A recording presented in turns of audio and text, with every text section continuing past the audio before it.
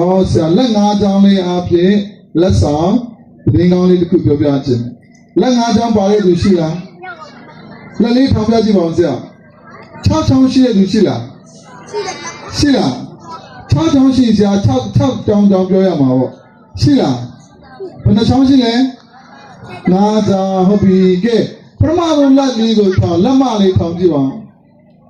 လက်မလေးကအရေးကြီးလားအရေးကြီးလားဘလောက်ပဲတင်းတဲ့လက်တွေရှိနေပါစေနော်လက်မမရှိကင်လို့မရအောင်မမြဲနိုင်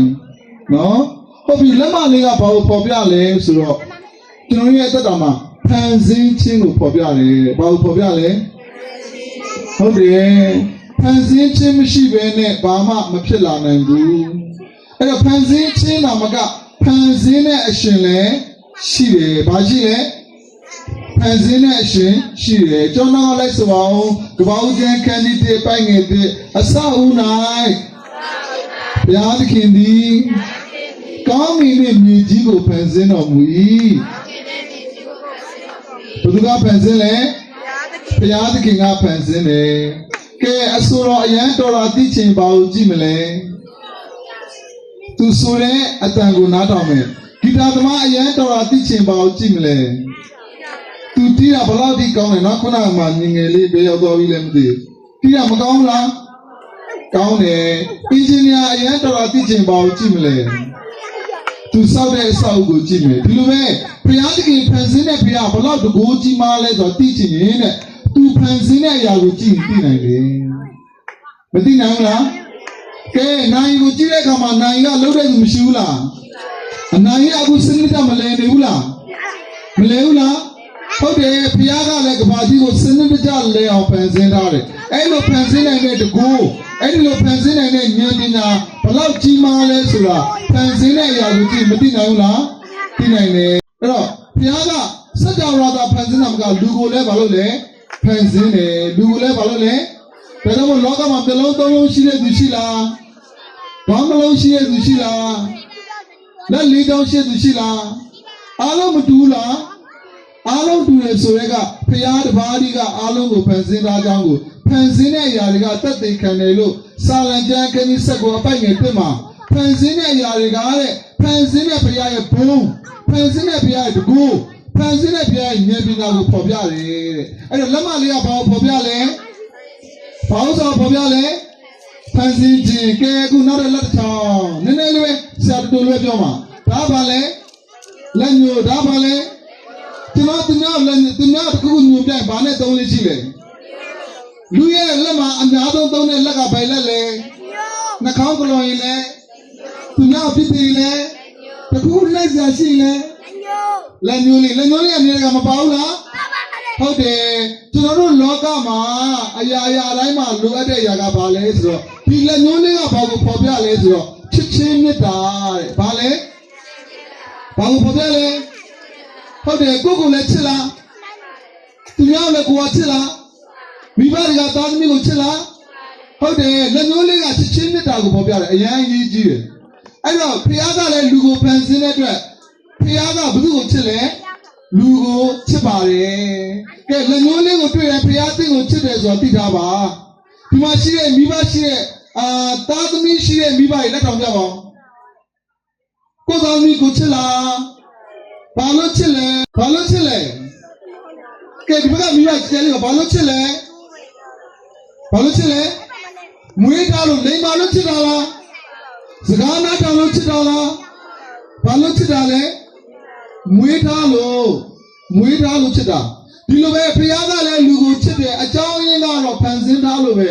လူကောင်းလို့မဟုတ်ဘူးလူတော်လို့မဟုတ်ဘူးဘယ်သူချစ်လဲဒီနေ့တင်းကိုချစ်တဲ့ဖခင်ရှိတယ်ဝမ်းသာစရာကောင်းလားကိုကိုချစ်တာဝမ်းသာစရာမကောင်းဘူးလားတင်းကိုချစ်တဲ့ဘုရားကကောင်းကင်နဲ့မြေကြီးကိုဖန်ဆင်းတဲ့ဘုရားကတင်းကိုချစ်နေတာဖြစ်တယ်အဲ့တော့လူကိုဘယ်သူကချစ်လဲဘုရားကဘာလို့ချစ်လဲဖန်ဆင်းတာလို့ဒါဆိုရင်လူတွေအားလုံးကိုဘုရားဖန်ဆင်းတယ်ဆိုတော့ဘုရားကလူတွေအားလုံးကိုမချစ်ဘူးလားချစ်တယ်ဒါကြောင့်မို့တင်းမှာချစ်တဲ့သူရှိတယ်ဘယ်သူချစ်လဲဘုရားကချစ်တယ်ကဲလူတွေကဘယ်လိုချစ်လဲဆိုတော့လူချင်းချစ်တဲ့ချစ်ကိုနည်းနည်းပြောမယ်နော်လူတွေကလှရင်ချစ်လားချမ်းသာရင်ချစ်လား အပေါ်မှာကောင်းရင်ချစ်လားဟုတ်တယ်လူရဲ့အချစ်ကသောကြောင့်ဘာလဲလာသောကြောင့်ချစ်တယ်ပြောကြအောင်ငါအပေါ်မှာကောင်းသောကြောင့်ချစ်တယ်ပြောကြအောင်ပြန်လို့ပြောမယ်လာသောကြောင့်ချစ်တယ်ငါအပေါ်မှာကောင်းသောကြောင့်ချစ်တယ်ငါကိုချစ်သောကြောင့်ချစ်တယ်ဒါပေမဲ့ဘုရားသခင်ကတော့တော်လဲပြောကြအောင်မလာတော်လဲဘုရားချစ်တယ်မကောင်းတော်လဲဘုရားချစ်တယ်ဘာဖြစ်လို့လဲသိလားဖန်ဆင်းထားလို့ဘာဖြစ်လို့လဲဟုတ်ပြီနံပါတ်1နှစ်ချောင်းပြီးသွားပြီနောက်တစ်လက်ချောင်းပါလဲနောက်တစ်လက်ချောင်းကပါလဲဟုတ်တယ်လက်ခလေကတော့ဘုရားကဘာလဲဆိုကဲတင်တယ်ဘာလို့လဲဘာလို့လဲကဲလူရဲ့လက်ထဲမှာအရှိဆုံးလက်ကဘယ်လက်လဲဘယ်လက်လဲဟုတ်တယ်အဲ့ဒီလက်ကလေးကဘာကိုဖော်ပြလဲဆိုတော့လောကမှာအရေးကြီးဆုံးအမြင့်မြတ်ဆုံးဆိုတဲ့ကယ်တင်ခြင်းမှုကိုဘုရားကပြုပေးတယ်တဲ့ကဲလူရအားလုံးအပြစ်မရှိဘူးလားအပြစ်မရှိရသူရှိလားဒါဆိုအပြစ်ရဲ့ကြောင့်ဘယ်ကိုသွားမလဲတီလို့ငရဲသွားတာလားအပြစ်ရှိလို့ငရဲသွားတာလားဒါဆိုရင်အပြစ်ရှိတာကိုတီပြီးမှသိတာလားမသိခင်သိနိုင်လားဒါဆိုအပြစ်ရှိလို့ငရဲသွားတာဆိုရင်ငရဲသွားတာကိုတည်ပြီးမှသိနိုင်လားမသိခင်သိနိုင်လားငရဲသွားတာတည်လို့သွားတာလားအပြစ်ရှိလို့သွားတာလားဘာသာကြောင့်သွားတာလားအပြစ်ကြောင့်သွားတာလားဆင်းရဲလို့သွားတာလားအပြစ်ကြောင့်သွားတာလားဟုတ်တယ်ဒါဆိုအပြစ်ရှိတာကိုတည်ပြီးမှသိလားမသိခင်သိနိုင်လားဟုတ်တယ်ဒါဆိုဒီမှာရှိတဲ့ငရဲသွားဖို့ချိန်သေးလားချိန်သေးလားဟုတ်တယ်ငရဲသွားဖို့ချိန်သေးတယ်အဲ့တော့အဲ့အပြစ်ကြောင့်ရဲသွားဖို့ချိန်တဲ့ကျွန်တော်တို့ကိုတဲ့ယေရှုခရစ်တော်ဘုရားကကယ်တင်ဖို့ကြွလာတယ်ဘာလို့ကြွလာလဲသူကဆရာပြောသွားပြီးအပြုတ်ကညာဝမ်းမှာပါနေတယ်ဒါဆက်လမ်းမဟုတ်ဒါပုံမြင်မဟုတ်ဒါတကယ်အဖြစ်ပြဖြစ်တယ်ဣသေလလူမျိုးဆိုတာဒီနေ့တည်းရှိသေးတယ်အဲ့နိုင်ငံဒီနေ့တည်းရှိသေးတယ်ယေရှုခရစ်တော်အဖွားနေတဲ့နေရာအသေးခံတဲ့နေရာယနေ့တည်းရှိသေးတယ်ဘာမြင်ပြီးတော့မှကားမှာဘာလို့ဖြစ်လဲအသေးခံပေးတယ်အသေးခံတာကကံကုန်လို့တည်တာမဟုတ်ဘူးသူများတက်လို့တည်တာမဟုတ်မတော်တဆတည်တာမဟုတ်ဘူးတည်နဲ့ကျွန်တော်အပြစ်အတွက်တည်ပေးတာဘာလို့အတွက်လဲကျွန်တော်ရဲ့အပြစ်အတွက်တည်ပေးတာအပြစ်အခါယေရှုကားထဲမှာတည်ပေးတယ်အသွေးသွန်းမှာဘုသူဥပဒေလဲအဲ့ဒါဖျားဥပဒေဘုသူစကားလဲသူရဲ့ဥပဒေသူရဲ့စကားအတိုင်းလူကိုဖန်ဆင်းတဲ့ဘုရားကားလိုက်မှာအသွေးသွန်းပြီးအပြစ်ကြွအားလုံးကိုဆက်ပေးခဲ့တယ်အချို့ကပြောတယ်ဖျားဘေးကဟတ်ချလောင်းလို့မကယ်နိုင်ဘူးလားတကိုးနဲ့မကယ်နိုင်ဘူးလားအဲ့ဒီလိုပြောကြတယ်ဟုတ်တယ်ဘုရားကတကိုးရှိတယ်အားလုံးတက်နိုင်ပါတယ်ဒါပေမဲ့အပြည့်အခါတည်ခြင်းအသွေးသွန်းမှအပြစ်လွတ်မယ်လို့သူကလူကိုပြောတဲ့အခါမှာလူကိုဘုရားကကယ်တဲ့အခါမှာသူ့ရဲ့စကားအတိုင်းကားလိုက်မှာအသေးခံပြီးအသွေးနဲ့ပြန်သွန်းပြီးကယ်ခဲ့တဲ့ဘုရားကိုအဲ့ဒီကယ်တင်ခြင်းကိုဖြောင့်မတ်သောကယ်တင်ခြင်းလို့ခေါ်တယ်။ဘာကယ်တင်ခြင်းလဲ။အဲ့တော့ယေရှုခရစ်တော်လောကမှာကယ်ပြီးသွားပြီလား။ဟုတ်တယ်ကယ်ပြီးသွားတော့လက်ကလေးလေးကဘာလို့လဲ။ဘုရားရဲ့ကယ်တင်ခြင်းဖြစ်တယ်။ကဲအခုကတော့လက်တကြွယ်ဒါဘယ်လိုခေါ်လဲ။လက်တကြွယ်လက်ကလေးပြီးတော့လက်တကြွယ်လက်တကြွယ်ကတော့ဘာလဲဆိုတော့တင်ယုံကြည်ရမယ်ဘာလို့လဲဘုသူကယ်ပြီးသွားပြီလေဘုမကယ်ပြီးပြီလေလူသားအားလုံးတော့ပါလားဟုတ်တယ်အဲ့ဒါကိုယနေ့ကြားရပြီးတော့မှတင်မယုံရင်ဖျားမကယ်လို့မဟုတ်ကယ်တဲ့ဖျားကိုတင်မယုံလို့ဖျားမချစ်လို့မဟုတ်ချစ်တဲ့ဖျားကိုတင်မယုံလို့ဖျားမတတ်နိုင်လို့မဟုတ်ဖျားတတ်နိုင်တာကိုတင်လက်မခံလို့ဖြစ်တယ်အဲ့တော့ဘယ်လိုယုံရမလဲလို့ပြောရင်တော့ရောမ30ငယ်30မှာစိတ်နှလုံးဖြင့်ယုံကြည်ပြီးနှုတ်ဖြင့်ဝန်ခံရမယ်ပြောကြည့်ပါဦးဘာနဲ့ယုံကြည်ရမလဲအားလုံးမှာစိတ်နှလုံးရှိလားအားလုံးမှာနှုတ်ရှိလား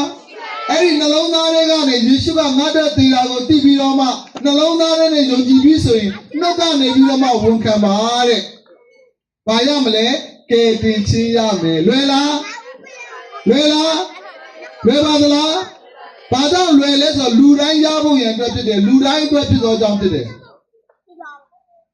လူဘက်ကဘာလို့မလို့လဲလက်ခံယုံကြည်ဖို့လိုလားလိုတယ်လိုက်ဆိုရငါ့ကိုယုံကြည်သောသူသည်သေလွန်တော်လဲရှင်လိုက်မည်ဘယ်သူပြောတဲ့စကားလဲဟုတ်တယ်သူ့ကိုယုံကြည်တဲ့သူကသေလွန်တော်လဲရှင်လိုက်မယ်လိုက်ဆိုရအောင်ဘုရားခင်သားတော်ကို ယုံကြည်သောသူအပေါင်းတို့သည်ဖြည့်ဆည်းခြင်းကိုမရဘယ်ကိုမရဘူးလဲဘယ်သူကိုပြောတာလဲဖခင်ဤသားတော်ကိုယုံကြည်သောသူဘယ်ကိုမရဘူးလဲအကျင့်မကောင်းလို့အကျင့်ကောင်းလို့မရောက်တာလားဖခင်ဤသားတော်ကိုယုံကြည်လို့မရောက်တာလားအကျင့်ကြောင့်လားဖခင်ဤသားတော်ကိုယုံကြည်လို့လားဟုတ်တယ်သားတော်ကိုယုံကြည်သောသူပေါင်းတို့ဒီဘယ်ကိုမရဘူးလဲဘယ်ပျက်စီးခြင်းလဲဆိုထာဝရငရဲဆိုတဲ့ပျက်စီးခြင်းကိုပြောတာဖြစ်တယ်ဘယ်ပျက်စီးခြင်းလဲဟုတ်တယ်ထာဝရငရဲဆိုတဲ့ပျက်စီးခြင်းကိုမရောက်ဘူးတဲ့ဘယ်သူပြောတဲ့စကားလဲစိတ်ချစရာကောင်းလားဟုတ်တယ်ဒီနေ့ကျွန်တော်တို့တမလွန်မှာပျက်စီးခြင်းမရောက်တော့ဘူးဆိုတာမရောက်သေးပေမဲ့မရောက်တော့ဘူးလို့စိတ်ချနေတာမရောက်တော့ဘူးလို့သိနေတာကကိုယ်စကားနဲ့သိတာမဟုတ်ဘူးလူကလူကိုပြောတဲ့စကားနဲ့သိနေတာမဟုတ်ဘူးဖခင်ကလူကိုပြောတဲ့စကားဖြစ်တယ်ဘာစကားလဲဟုတ်တယ်ဘယ်သူကပြောလဲဖခင်ဆိုတာလိန်တက်လားဟုတ်တယ်ဒါကြောင့်မို့အိမ်မတန်းမှာစိတ်ချစရာကောင်းတော့ကျွန်တော်ကဘာလို့ဝယ်လို့လဲယုံကြည်ဖို့ပဲလိုအပ်တယ်ကဲနောက်လက်လာရပါလေနောက်လက်ရပါလေဟုတ်တယ်လက်တန်းကတော့ပါလဲဆိုတော့ဖခင်ကိုယုံကြည်ပြီးတဲ့အခါမှာလက်ခံပြီးတဲ့အခါမှာတဲ့လောကမှာခဏတာနေရမှာတူတူလေးပဲနေရမှာလူတွေကလောကမှာဘယ်လိုပဲနေရမှာလဲခဏလေးပဲအသက်တရားမပြည့်ခင်သိနိုင်တယ်အချိန်မရွေးသိနိုင်တယ်တူတောင်းလားတူတောင်းတဲ့ဒီလောကကြီးထဲမှာအဲ့ဒီဖခင်ကတင့်ကိုကွယ်ကာသွားမယ်ဘယ်သူကွယ်ကာသွားမလဲဟုတ်တယ်ဒီနေ့ယေရှုဖခင်ကိုတင်ကြုံတဲ့အခါမှာအဲ့ဒီဖခင်ကကားထဲမှာတင်ပြီးပျောက်သွားတယ်မဟုတ်ဘူး၃ရက်မြောက်သောနေ့မှာရှင်ပြန်ထမြောက်ပြီးယနေ့တိရှိတဲ့ဖခင်ဖြစ်တယ်ငါ့ကိုဆုတောင်းပါတဲ့ယေရှုကဘာပြောလဲငါ့ကိုဘာလုပ်လဲဆုတောင်းမှာဘာလဲအားလုံးကိုသူကြားနိုင်တယ်ပေးနိုင်တယ်ဖခင်ဖြစ်တယ်။အဲကြောင့်မို့ကျွန်တော်တို့ဆုတောင်းမှာကအကျင့်ကောင်းတဲ့လှုပ်ဆောင်မှုမဟုတ်ဘူး။ဖခင်သခင်ကောင်းမြတ်တဲ့ဖခင်ဂတိပေါ်မှာတောင်းလျှောက်ခြင်းဖြစ်တယ်။တောင်းရင်ပေးမဲ့သူရှိဖို့မလိုဘူးလား။တောင်းစားတွေကတင်းကျိုင်းကုန်းမှာတောင်းလား။တင်းကျိုင်းကုန်းမှာတထေးတွေရှိလား။ဆရာဝန်တွေရှိလား။ဒါမဲ့တောင်းစားတွေတင်းကျိုင်းကုန်းမှာတောင်းလား။တထေးတွေဘာတွေညားကြီးရှင်တို့ပေးနိုင်လား။ဘာဖြစ်သွားလို့လဲ။တည်သွားလို့ဒီလိုပဲကျွန်တော်တို့ကိုယ်ွယ်တဲ့ဖခင်ကတကိုးတွေအများကြီးရှိတယ်ပြောပြီးတော့မှတည်သွားရင်တည်ကြကြတော့သူကြားမှလည်းမဟုတ်ပေးနိုင်မှလည်းမဟုတ်ဒါပေမဲ့ယေရှုကဘာပြောလဲငါနာမကိုအမိပြု၍ဝမ်းမြောက်စရာတောင်းပါတဲ့ငါလူပေးမလဲငါပေးတယ်သူကဖခင်ဖြစ်တယ်ငါကြားနိုင်တယ်ငါတတ်နိုင်တယ်လို့အာမခံချက်ပေးတဲ့ဖခင်ဖြစ်တယ်ဒီနေ့သင်ကယေရှုကိုယုံကြည်သွားတဲ့အခါမှာအဲ့ဒီယေရှုဖခင်ကတင်တဲ့သူရှိလာမှာဖြစ်တယ်။ကောင်းကင်ရောက်မှရှိမှာမဟုတ်မြေကြီးမာတွေကရှိမှာဖြစ်တယ်။ဒါကြောင့်မို့သူ့ရဲ့နာမည်ကိုအေမာနွေလလို့လည်းခေါ်တယ်။ဘယ်လိုခေါ်လဲ။ကျွန်တော်တို့နဲ့အတူရှိတဲ့ဖခင်ပြောကြအောင်။ကောင်းကင်ရောက်မှရှိတာလားမြေကြီးမာကရှိတာလား။အဲ့ဒီရှိတဲ့ဖခင်ကတင့်ကိုကွယ်ကာမဲ့ဖခင်ဖြစ်တယ်။ဘယ်လိုပြလဲ။ဘယ်လိုပြလဲ။ကွယ်ကာမှာကိုကကွယ်ကာပေးမှာမဟုတ်ကိုကိုကွယ်ကာပေးမှာသားသမီးနဲ့မိဘဘသူကိုကွယ်ကာလဲ။သားသမီးနဲ့မိဘဘသူကိုကျွေးလဲဟုတ်တယ်ဒီနေ့တင်ကိုယ်ရဲ့ဖခင်ကတင့်တဲ့ကြီးနဲ့တဲ့ကဲတင်ရှင်ဖန်ဆင်းရှင်ဖခင်တင်ကျွေးကြမလို့တင့်ကိုကျွေးမဲ့ဖခင်တင်ကွယ်ကာကြမလို့တင့်ကိုကွယ်ကာမဲ့ဖခင်တင်ကြည့်ရှုလို့တင့်ကိုကြည့်ရှုပေးမဲ့ဖခင်ဖြစ်တယ်အဲ့ဒီလိုဖခင်မရချင်ဘူးလားအချို့သောသူတွေဟာလာတရေမကအောင်ကံကောင်းအောင်လက်မှာကျိုးတွေနဲ့လေပြီးမှကျိုးတွေနဲ့အဆောင်ရောင်တွေအများကြီးကိုယုံကြတယ်ကောင်းတယ်ကျွန်တော်အဲ့ဒီလူတွေကိုသတင်းကောင်းပါခြင်းနဲ့အဲ့ဒီအဆောင်ရောင်ယုံနိုင်တဲ့တိကိုအားကောင်း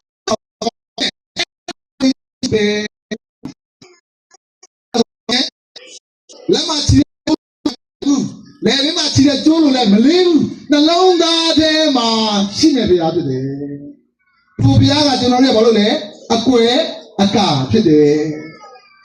ဒီယေရှုကိုလက်ခံတဲ့အခါမှာအဲ့ဒီဘုရားကတင့်ကိုကွယ်ကာမဲ့မဆမဲ့ဘုရားတကယ်ဖြစ်တယ်။ကျွန်တော်ကလိုက်ဆိုပါ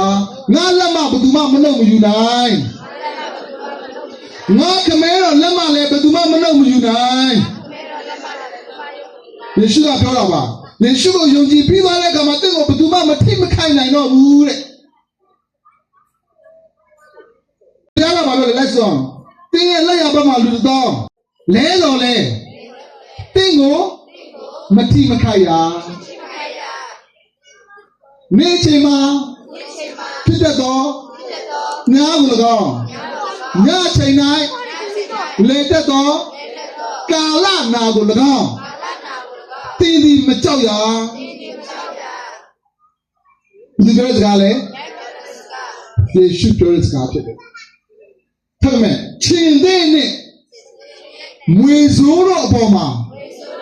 ခြေပြင်းနေရတော့ခွင့်ကိုပေးတော်မူမည်ပြောချင်တာကနတ်ဆိုးတွေရှိတယ်တရေနတ်ဆိုးတရေတော့မရှိနတ်ဆိုးဆိုတာရှိတယ်နတ်ဆိုးတွေကလောကမှာဖျားရောင်ဆောင်တာရှိတယ်မကောင်းတဲ့အရာရောင်ဆောင်တာ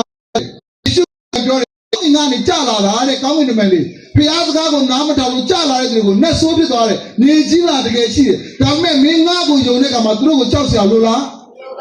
မလို့ဘူးသူခွဲကမှလဲသင်ကဘုသူသားသမီးဖြစ်သွားလို့လေဖခင်ရဲ့သားသမီးဖြစ်သွားသောကြောင့်ဖြစ်တယ်။ဒါမို့ဆရာရဲ့ဒေသနာလေးကိုဒီမှာမိကုန်ချုပ်ပါတယ်။ဆရာရဲ့တော့လက်ငါးချောင်းလေးနဲ့လက်ဆောင်ပေးလိုက်တာအားလုံးရပါသလား။ကဲလက်လေးထောင်ကြည့်ပါ။ဒီနေ့ဆရာပေးတဲ့လက်ဆောင်ကိုရပါသလား။တကယ်ရလား။တကယ်လက်မလေးကဘာလို့ပြောလဲ။လက်ပြောလဲဖခင်ရဲ့ချစ်ချင်းကဲလ